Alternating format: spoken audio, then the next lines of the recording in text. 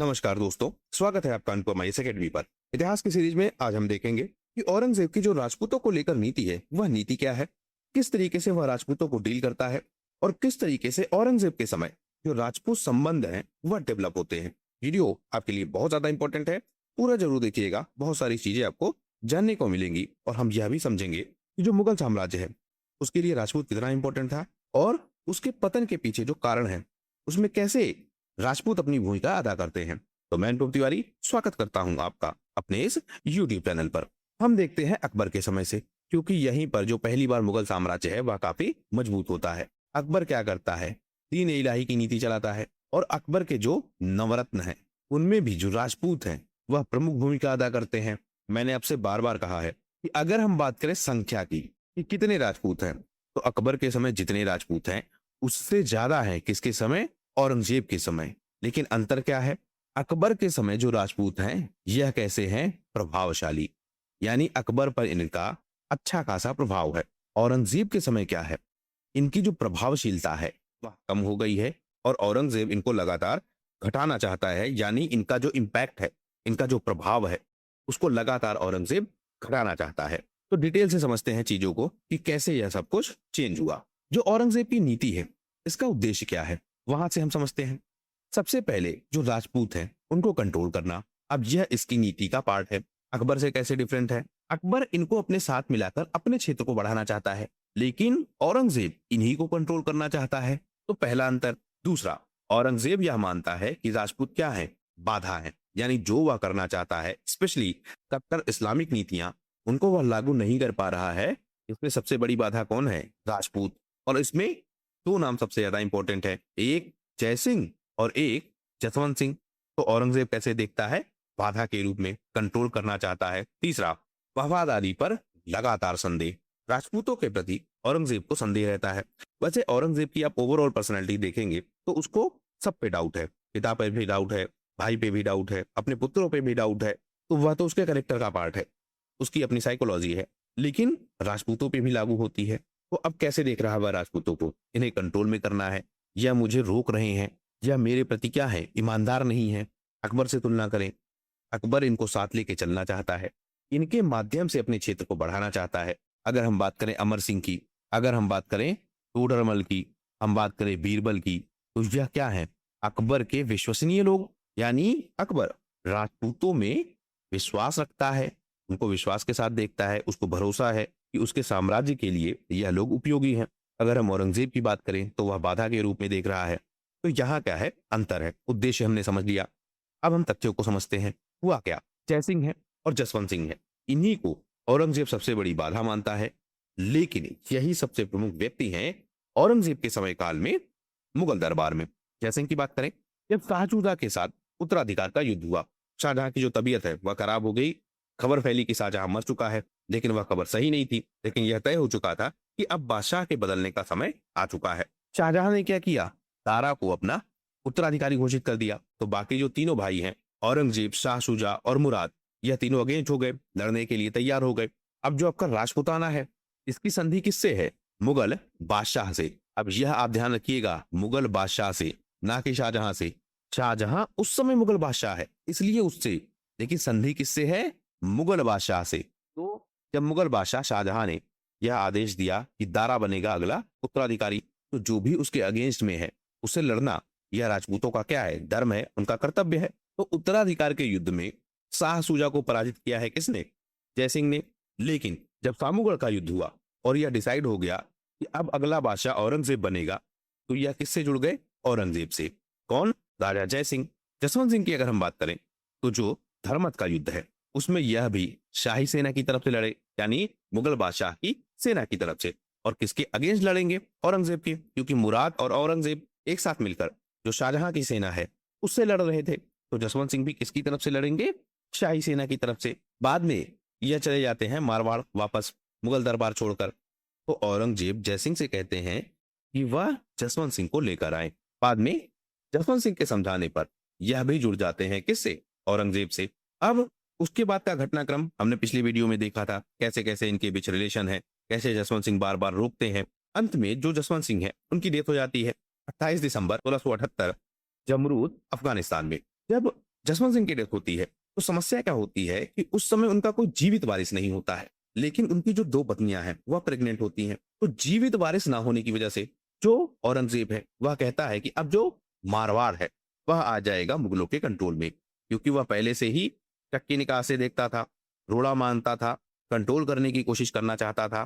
तो जैसे ही उसको मौका मिला कि अब जसवंत सिंह नहीं है तो रोकेगा कौन, क्षेत्र को अपने कंट्रोल में करना है तो उसके क्षेत्र को हथिया लिया जाए। रीजन क्या दिया गया कि कोई जीवित वारिस नहीं है, तो अब औरंगजेब मारवाड़ पर कंट्रोल करेगा। अब इसने किया क्या, इसने मारवाड़ को खालिसा घोषित कर दिया। खालिसा मतलब ऐसी भूमि जो सीधा मुगल बादशाह के कंट्रोल में होगा, और उससे जो भी आय होगी वह जाएगी किसको, मुगल बादशाह को सीधे सीधे। इसी में याद रखिएगा मनसबदार, मनसबदार मतलब इनके कंट्रोल में जो भूमि रहेगी, यानी जो भी इनके कंट्रोल में मनसब रहेंगे उनसे जो आय होगी वह मनसबदार वसूलेंगे। एक हिस्सा भेजेंगे राजा को, एक हिस्सा रहेगा उनके पास। लेकिन जो खालिसा भूमि होगी उसका पूरा पूरा कंट्रोल किसके पास होगा, राजा के पास, यानी बादशाह के पास। और बादशाह उससे होने वाली आय का जो हिस्सा है वह किसी में नहीं बांटेगा। तो इसने क्या किया, खालिसा घोषित कर दिया, और जो मुगल अधिकारी हैं उनको अपॉइंट कर दिया। कहां पर, मारवाड़ में। अब जसवंत सिंह के साथ क्या समस्या थी, इनके जो परिवार के लोग हैं वह कहाँ थे, अफगानिस्तान में। उस समय जहां वह थे वहीं पर उनके परिवार के लोग थे, वहीं पर इनकी डेथ हो गई। और इन्होंने क्या किया, मारवाड़ पे अपने अधिकारी भेज दिए और घोषित कर दिया कि मारवाड़ अब क्या है, खालिसा भूमि। इनकी जो दो रानियां हैं, चादम और नरूकी, यह प्रेग्नेंट थी उस समय। बाद में दो पुत्रों का जन्म हुआ, एक की डेथ हो गई, दूसरे का नाम रखा गया अजीत सिंह। लेकिन औरंगजेब ने कहा कि यह उत्तराधिकारी नहीं है, हमने जो मारवाड़ की भूमि है उसको खालिसा भूमि बना दिया है, तो हम अजीत सिंह की जो स्थिति है उसको एक्सेप्ट नहीं करते हैं। अजीत सिंह अगले राजा नहीं है। अब इससे विवाद होगा। जब विवाद हुआ तो अजीत सिंह और उनके साथ जो उनके बहुत सारे लोग हैं यह पहुंचे दिल्ली। औरंगजेब ने कहा कि आइए बातचीत करते हैं, बातचीत करके सुलझाते हैं।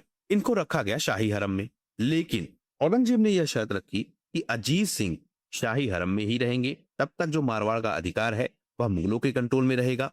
अजीत सिंह का जो पालन पोषण है वह इस्लाम के तरीके से होगा, अजीत सिंह इस्लाम स्वीकार करें, और बाद में जब अजीत सिंह बड़े हो जाएंगे तो उनको मारवाड़ सौंप दिया जाएगा। यह किसने शर्त रखी, औरंगजेब ने। अब यह शर्त नहीं मानी गई। जब यह शर्त नहीं मानी गई तो औरंगजेब ने क्या किया, जसवंत सिंह का एक भाई है, बड़ा भाई, जिनका नाम क्या था, अमर सिंह। उनका एक पोता था इंदर सिंह, उसको शासक बना दिया मारवाड़ का। क्योंकि एक विवाद यह भी था कि जसवंत सिंह के बाद जो औरंगजेब है उसने मारवाड़ को अपने कंट्रोल में कर लिया। तो इसने क्या किया, एक ऐसे शासक की नियुक्ति कर दी जो उसी परिवार से था, जिससे यह दिखे कि मारवाड़ का जो शासक है वह राजपूतों में से ही है, मारवाड़ों में से ही है। लेकिन उस पर कंट्रोल किसका है, औरंगजेब का। यह इनडायरेक्ट कंट्रोल है, क्योंकि इंदर सिंह को राजा किसने बनाया, औरंगजेब ने। लेकिन इंदर सिंह योग्य नहीं था, जनता इसको एक्सेप्ट नहीं कर पाई। और जनता के ना एक्सेप्ट करने के पीछे जब आप कारण देखेंगे, जैसे जब महाराणा प्रताप को राजा बनाया गया तो इनके पिता ने भी इनको राजा नहीं बनाया था, जनता ने राजा बनाया था। किसको, महाराणा प्रताप को। इसी तरीके से जब इंदर सिंह राजा बने तो यह भी फेमस नहीं थे। औरंगजेब ने उस समय इनको तो बना दिया, लेकिन बाद में हटाना पड़ा। हटाने के बाद फिर से क्या किया, मारवाड़ को अपने कंट्रोल में ले लिया। अब वहां अजीत सिंह और उनके परिवार के लोग हैं। इसमें भूमिका आती है दुर्गादास राठौर की, बहुत फेमस पर्सनालिटी है। दुर्गादास राठौर कौन है, जोधपुर में इनका जन्म हुआ है, सिलवा गांव, और एक सेनापति हैं और कूटनीतिज्ञ हैं, पॉलिसीज बनाते हैं। दुर्गादास राठौर ने क्या किया, अजीत सिंह को सुरक्षित रखा, किससे, मुगलों से, या फिर हम कहें औरंगजेब से। क्योंकि अजीत सिंह की जो एज है वह बहुत कम है, अभी बालक है, बच्चा है छोटा सा, तो वह तो लड़ नहीं पाएगा औरंगजेब से। तो औरंगजेब से बचाएगा कौन, क्योंकि औरंगजेब ने क्या किया, कैद कर लिया है 30 सालों तक। दुर्गादास राठौर लीड करते हैं और औरंगजेब का सामना करते हैं। इसी को कहते हैं मारवाड़ युद्ध या फिर राठौर विद्रोह। जब जन्म हुआ किसका, अजीत सिंह का, तो क्योंकि जो जसवंत सिंह है वह मुगलों के साथ ही काम कर रहे थे, और बाद में जब इस बच्चे का जन्म हुआ और उत्तराधिकार को लेकर विवाद हुआ तो यह लोग कहाँ आ गए, दिल्ली। अब इसमें दो चीजें हैं, आप मजबूरी भी कह सकते हैं या ना, क्योंकि जो ओवरऑल कंट्रोल था, सैनिक थे, वह सारे किसके थे, मुगलों के थे। या हम कह सकते हैं कि बातचीत करने के लिए आए थे। किसी भी स्थिति में यह दिल्ली आ गए। दिल्ली में भी कहां पर, उस समय क्या नाम है, शाहजहानाबाद। अब दुर्गादास राठौर भी इनके साथ हैं, लेकिन इनको जो राठौर महल है जो कहाँ है, शाहजहानाबाद में, वहां पर कैद कर लिया गया, यानी नजरबंद। कैद मतलब जेल में नहीं डाला बल्कि नजरबंद कर दिया, चारों तरफ सैनिकों का पहरा लगा दिया कि यह लोग यहाँ से जा ना पाए। लेकिन राठौर सिंह इसमें बड़ी भूमिका अदा करते हैं। कहते हैं कि एक दिन लगभग 300 सैनिकों के साथ राठौर सिंह किसी तरीके से निकल जाते हैं। अब इसमें भी अलग अलग वर्जन है। कुछ कहते हैं बाहर अफवाह फैलती है कि लड़ाई हो गई है, कुछ कहते हैं कि किसी तरीके से जो मुगल सैनिक है उनको कंफ्यूज कर दिया। जिस भी स्थिति में अजीत सिंह को लेकर लगभग 300 लोग निकल जाते हैं। इसमें एक बड़ी भूमिका आती है धायमा की। धायमा कौन है? गोरा। अब यह भी आप राजपूतों में परंपरा देखेंगे। जैसे हमने बात की थी पन्ना धायमा की, पन्ना धायमा ने भी क्या किया था, अपना बेटा बदल दिया था। किससे? उदय सिंह से। उदय सिंह कौन है? महाराणा प्रताप के पिताजी, उनसे बदल दिया था। इसी तरीके से गोरा ने क्या किया, अपने बेटे को बदल दिया। और इससे हुआ क्या, अजीत सिंह ज्यादा दूर तक जा सके, मुगलों को शक कम हो या फिर मुगल देर से शक कर पाए, इसलिए यह काम किया गया। अजीत सिंह निकल गए 300 सैनिकों के साथ। अब यह लोग क्या कर रहे थे, 300 सैनिक हैं और अजीत सिंह हैं और रानियां हैं। रानियां भी कैसी हैं? पुरुष भेष में, मतलब सैनिकों के कपड़ों में। अब यह लोग निकले हैं। होता क्या था, जैसे ही निकले तो 50 सैनिक क्या हुए, कुछ किलोमीटर पर रुक गए। उसके बाद कुछ किलोमीटर के बाद 50 सैनिक और रुक गए, कुछ किलोमीटर के बाद 50 सैनिक और रुक गए। इस तरह यह सैनिक रुकते गए और बहुत कम लोग या बहुत थोड़े लोग और रानियां और उसके साथ सबसे मेन अजीत सिंह, यह आगे बढ़ते रहे। अब इससे होता क्या था, मुगल सैनिकों को पता लगा, वह निकले और निकले तो पीछा किया तो इन सैनिकों ने रोक लिया। अब यह 50 सैनिक है, मुगल सैनिक ज्यादा है, लड़ेंगे लेकिन थोड़े समय तक तो रोकेंगे ही, राजपूत है, थोड़े समय के लिए रोक के रखा। फिर यह सारे मारे गए, मुगल आगे बढ़े, फिर अब इनसे लड़ेंगे, इसी तरीके से आगे बढ़े, इनसे लड़ेंगे। समय मिलेगा किसको? अजीत सिंह को, दुर्गादास को, रानियों को दूर निकलने के लिए। इससे यह निकल गए। कहते यह है कि अंत में केवल 7 से 8 लोग बचे थे, किसमें? 300 लोगों में। और वह लेकर निकल गए अजीत सिंह को। और कहाँ गए? सिरोही नामक जगह पर। और अजीत सिंह को वहां सुरक्षित किया गया। अजीत सिंह को एक सरदार की पत्नी है, उसके एक बेटे का जन्म हुआ था, उस बेटे के साथ अजीत सिंह को भी रखा गया। और अफवाह यह फैलाई गई कि इनके जुड़वा बच्चे हुए हैं, तो वहां पहले जान बचाई अजीत सिंह की। फिर अलग अलग क्षेत्रों में बदलते रहे, अलग अलग क्षेत्रों पर जाते रहे और धीरे धीरे क्या हुआ, अजीत सिंह को बचाया गया। अब इसमें सबसे बड़ी भूमिका किसकी है? दुर्गादास राठौर की। दुर्गादास राठौर विद्रोह करते रहते हैं, छापामार युद्ध करते हैं, अजीत सिंह को भी बचाते हैं, मुगलों से भी लड़ते हैं। यह लगातार चलता रहता है। इसी सब में जो मेवाड़ है, जहां से कौन है, जय सिंह, वह भी साथ देते हैं अजीत सिंह का। मेवाड़ का यह मानना था कि जो यह उत्तराधिकार का प्रश्न है, यह राजपूतों का आंतरिक मामला है, राजस्थान का मामला है। यह राजस्थान, राजपूत और राजस्थान के लोग डिसाइड करेंगे, मुगल डिसाइड नहीं करेंगे। लेकिन जब औरंगजेब ने अजीत सिंह को उत्तराधिकारी मानने से मना कर दिया तो यह विवाद बढ़ गया। इससे भी क्या हुआ, मेवाड़ ने साथ दिया किसका? अजीत सिंह का, जिससे अजीत सिंह को बचाया जा सके। अब यह भी क्या होगा, औरंगजेब के अगेंस्ट होगा, तो औरंगजेब अब मेवाड़ के भी अगेंस्ट हो जाएगा। और स्पेशली जयसिंह के बाद उस समय जो मेवाड़ के राजा हैं राज सिंह, उनके पास संदेश गया कि इस तरह की घटना है, अजीत सिंह को इस तरह से बचाया गया है। तो उन्होंने क्या किया, मेवाड़ में ही जो उदयपुर है उसके निकट जो अरावली पहाड़ियां हैं, वहां पर एक गांव है केलवा गांव, वहां पर अजीत सिंह को शरण दी गई। शरण के साथ साथ जो आसपास के 12 गांव हैं वह भी दिए गए किसको? अजीत सिंह को, या उस समय हम कहें दुर्गादास को, क्योंकि दुर्गादास ही लीड कर रहे थे, अजीत सिंह बहुत छोटे थे। अब इससे भी उनका भरण पोषण तय हुआ और यह लोग उसके बाद भी लगातार अपना स्थान बदलते रहे। तो मेवाड़ ने मदद की किसकी? अजीत सिंह की। और जब मेवाड़ ने मदद की तो यह भी किसके अगेंस्ट हो जाएंगे? औरंगजेब के, या औरंगजेब भी इनको अपने अगेंस्ट मान लेगा। इससे क्या हुआ, जो राठौर और सिसोदिया है, क्योंकि मेवाड़ में क्या है, सिसोदिया वंश, तो राठौर और सिसोदिया वंश का जो अलायंस है वह तैयार हो गया। और औरंगजेब ने यह मान लिया कि यह दोनों मेरे विरुद्ध हैं, इनको रोका जाना चाहिए। इससे लगातार युद्ध होते रहे और अजीत सिंह की तो जान बची रही, पर जो राठौर संघर्ष है वह लगातार चलता रहा। अब औरंगजेब ने क्या किया, मेवाड़ पर भी आक्रमण कर दिया। लेकिन मेवाड़ स्ट्रांग था, गुरिल्ला युद्ध पद्धति से मेवाड़ लड़ता रहा और औरंगजेब की सेना कभी आगे होती कभी पीछे होती, कोई खास परिवर्तन नहीं हो पाया। लेकिन जो मुगल संसाधन है वह सारे व्यर्थ हो गए। अब एक तरफ दक्कन के क्षेत्र में भी जो मुगल संसाधन है वह बेकार हो रहे हैं, वहां पर मराठा संघर्ष और यहाँ पर राजपूतों के साथ संघर्ष। संघर्ष तो हो रहा है लेकिन ना क्षेत्र जीत पा रहे हैं, ना कोई परिणाम मिल रहा है। तो इससे क्या हुआ, मुगल संसाधन समाप्त होते रहे। यही है पतन का कारण। मुगल संसाधन, मुगलों का मनोबल, मुगलों का धन, मुगलों के सैनिक, यह सारे क्या होते रहे, धीरे धीरे कम होते रहे। इन सब के बीच जो शहजादा अकबर है, औरंगजेब का बेटा, वही विद्रोह कर देता है। अब इस विद्रोह को शरण दी किसने या समर्थन दिया किसने? दुर्गादास राठौर ने और मेवाड़ जैसे राजपूतों ने, या हम कहें उन सारे राजपूतों ने इनडायरेक्ट जो औरंगजेब के खिलाफ थे। औरंगजेब दक्कन में भी बिजी है। कुछ समय के लिए जो इनका बेटा है शहजादा अकबर, यह दक्कन में भी जाता है और उस समय वहां कौन है? संभाजी उनकी शरण में भी जाता है। कुल मिलाकर औरंगजेब दो तरफा लड़ रहा है, एक बाहर से एक अंदर से। अंदर से उसका बेटा विद्रोह कर रहा है, उसके लोग विद्रोह कर रहे हैं और उसके साथ जो लोग हैं उन पर शक्की है, उन पर भरोसा नहीं करता है, उनको अपने कंट्रोल में लाना चाहता है। और दूसरा बाहर से, तो औरंगजेब दोनों तरफ से कमजोर हो रहा है। इन सब के बीच 1681 में मेवाड़ के साथ संधि होती है। संधि का नाम क्या है? उदयपुर संधि। इससे क्या होता है? मेवाड़ से अब युद्ध नहीं होगा। मेवाड़ के कुछ क्षेत्र चले जाते हैं मुगलों के कंट्रोल में, लेकिन यह तय हो गया कि मुगल अब आक्रमण नहीं करेंगे। लेकिन अजीत सिंह की मदद मेवाड़ लगातार करता है और इनडायरेक्ट जो संघर्ष है वह कभी नहीं कम होता है। बाद में क्या हुआ? जो आपके दुर्गादास राठौर है, यह मिल जाते हैं किससे? अकबर से, जो कि खिलाफ है किसके? अपने पिता के खिलाफ। इसको लेकर जाते हैं संभाजी के पास कि संभाजी वह व्यक्ति हैं जो तुम्हारी रक्षा करेंगे किससे? औरंगजेब से। और औरंगजेब के खिलाफ खड़े होने की जो स्थिति है वह इस समय किसकी है? संभाजी की। तो 1681 से लेकर 1687 तक जो आपके दुर्गादास राठौर है यह दक्कन में रहे। दो तरफा युद्ध चल रहा है। मेवाड़ उधर साथ मिल चुका है और अजीत सिंह भी अब धीरे धीरे बड़े हो चुके हैं। यह चले आए हैं दक्कन से। दक्कन से भी युद्ध हो रहा है, दक्कन से भी मुगल सेना पर दबाव है और उधर राजपूतों की तरफ से भी दबाव है। तो दो तरफा मुगल सेना फंसी हुई है, दोनों तरफ से उन पर प्रेशर है। संघर्ष चलता रहता है लगातार। मुगल सेना इधर से अटैक करती है, दक्कन से मराठे परेशान करते हैं। मुगल सेना की जो आपूर्ति है, चौकियां है, सप्लाई चेन है, संसाधन है, पैसे हैं, वह सब धीरे धीरे बर्बाद होते रहते हैं और मुगल सेना कमजोर हो जाती है। लेकिन 1702 के आसपास मारवाड़ में भी सूखा फैल गया, अकाल आया और प्लेग फैल गया और यह संघर्ष बहुत लंबा चलता रहा था। बहुत सालों से यह लोग लड़ रहे थे। तो एक समझौता हुआ कि संधि कर लेते हैं। 1702 के आसपास एक संधि हुई।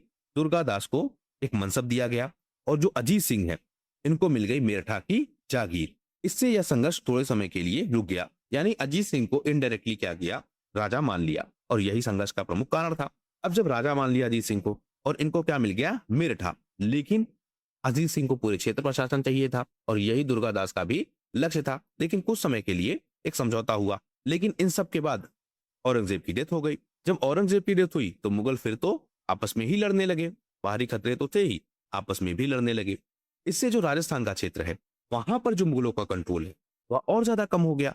जब मुगलों का कंट्रोल और ज्यादा कम हुआ तो अजीत सिंह ने क्या किया?